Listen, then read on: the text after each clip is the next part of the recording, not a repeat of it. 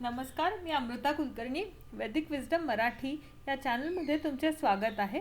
आजच्या या व्हिडिओमध्ये आपण अमर पुस्तके या व्हिडिओ सिरीजमधील पुढचे पुस्तक पाहणार आहोत.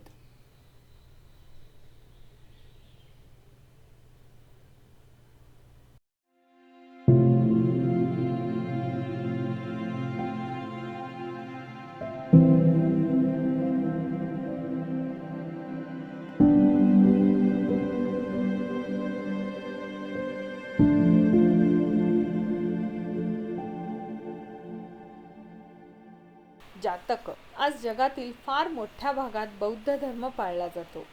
भारतात आज फारसे बुद्ध धर्मीय लोक नसले तरी प्रत्येक भारतीयाला बुद्ध जीवनाविषयी काही ना काही माहिती असतेच. बुद्ध हा एक राजपुत्र होता. गौतम या नावाने तो ज्ञात होता.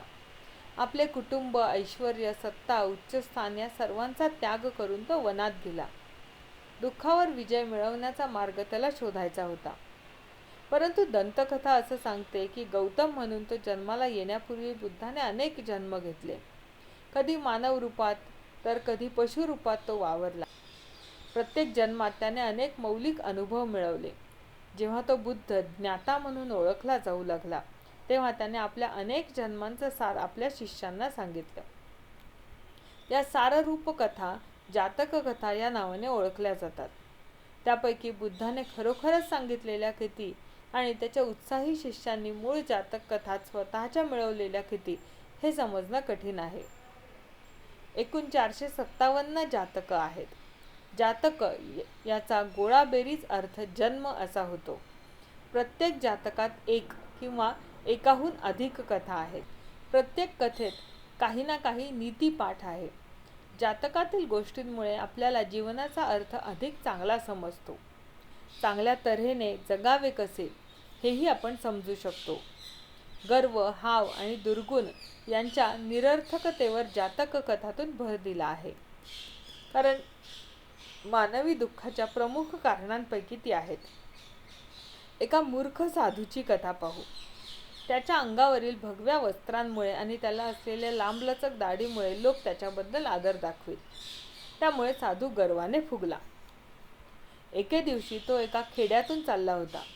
2 एडक्यांची चाललेली झुंज पाहण्यासाठी एका ठिकाणी खूप गर्दी जमली होती. साधू एका दगडी चौथऱ्यावर बसला आणि लोकांचे लक्ष वेधण्यासाठी उगीचच तो खाकरला. दुर्दैवाने लोकांनी त्याला पाहण्या अगोदर एकमेकांशी टक्करणाऱ्या एडक्यांपैकी एकाने त्याला पाहिलं. एडक्याला साधूबद्दल काय वाटलं कुणास ठाऊक, पण एकूणच साधूचे दर्शन त्याला आवडले नसावे. तो सरळ साधूच्या दिशेने चालून आला. कुणालाही टक्कर देण्यापूर्वी आपलं डोकं खाली करण्याची एडक्याची पद्धतच असते. त्याप्रमाणे चालून येणाऱ्या एडक्याने साधूच्या दिशेने येत असतानाच आपलं मुंडकं खाली केलं होतं. साधूला वाटलं माणसासारखा एडकाही आपल्याला पाहून नतमस्तक झाला आहे. अभिमानाने त्याची मान ताठ झाली. दूर व्हा, दूर व्हा असं लोक ओरडत असतानाही साधूने त्यांच्या ओरडण्याकडे दुर्लक्ष केलं. उलट त्या एडक्याला आशीर्वाद देण्यासाठी आपला उजवा हात वर उचलला. दुसऱ्या क्षणी एडक्यानं त्याला ढुशी दिली आणि त्याला सरळ जमिनीवर पाडलं. हावरटपणाचं फळ तर याहून भयानक असतं. हे आपल्याला पुढील कथेत पाहायला मिळेल. एका तरुणाला तो या ठिकाणाहून त्या ठिकाणी भटकत असता एक अशिक्षित खेडूत भेटला. त्या खेडूताला मंत्रविद्या अवगत होती. दररोज तो खेडूत रानात जाई, आंब्याच्या एका झाडाखाली उभा राही आणि मंत्रोच्चार करी. अकस्मात ते झाड आंब्यांनी लगडून जाई. दुसऱ्या क्षणी ते आंबे पिकत आणि ते आपोआप जमिनीवर पडत.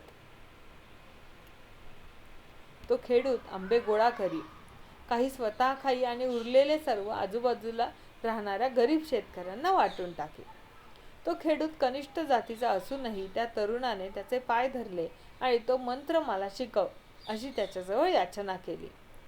त्या माणसानं कसं तरी हो म्हटलं, परंतु त्याच वेळी तरुणाला बजावलं, तुझ्या स्वतःसाठी मी शिकवणार असलेला मंत्र कधीही वापरू नकोस.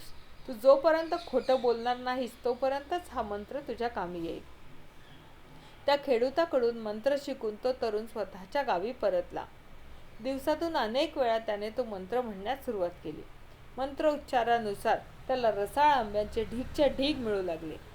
ते आंबे तो बाजारात विकू लागला. लवकरच तो श्रीमंत बनला. त्या ठिकाणच्या राजाने ही अद्भुत वार्ता ऐकली. त्याने त्या तरुणाला बोलावले आणि विचारले, हा मंत्र तू कुठे शिकलास? आपण एका कनिष्ठ जातीच्या खेडूताकडून हा मंत्र शिकलो, हे त्या तरुणाला सांगावंसं वाटेना. केवळ फुशारकी मारायची म्हणून तो उद्गारला, महाराज, दूर देशातल्या एका विद्यापीठात काही पंडितांच्या मार्गदर्शनाखाली मी खूप विद्यार्जन केलं. त्यावेळी मी हा मंत्र शिकलो. ठीक आहे, आमच्या समोर त्या मंत्राचा पडताळा आणून दाखव, राजाने आज्ञा केली.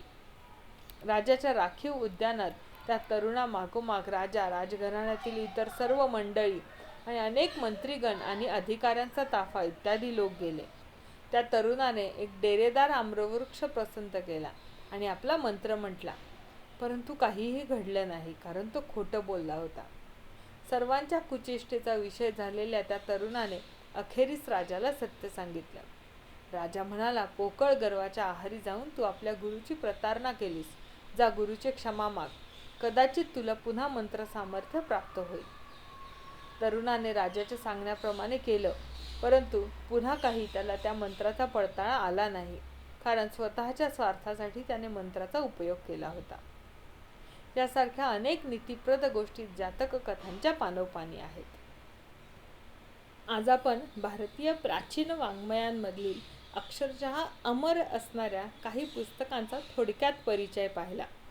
आजच्या या व्हिडिओमध्ये आपण भारतीय प्राचीन वाङ्मयापैकी वेद, पुराणे, रामायण, महाभारत ही महाकाव्ये, जातक कथा, कथा सरित सागर या ग्रंथांचा थोडक्यात परिचय पाहिला. ही पुस्तके वाचून त्यातील ज्ञान ग्रहण करण्यासाठी आपल्या सगळ्यांना मोटिवेशन मिळेल, यासाठी हा एक छोटासा प्रयत्न.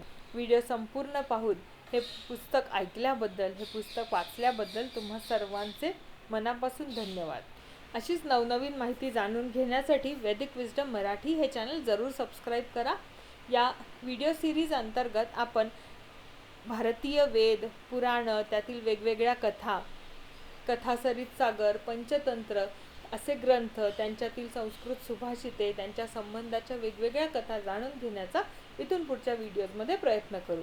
तुम्हाला देखील या विषयावरची माहिती आणि ती देखील साध्या सोप्या मराठीमधून समजून घ्यायची असेल तर वैदिक विजडम मराठी हे चॅनल जरूर सबस्क्राईब करा. थँक्यू.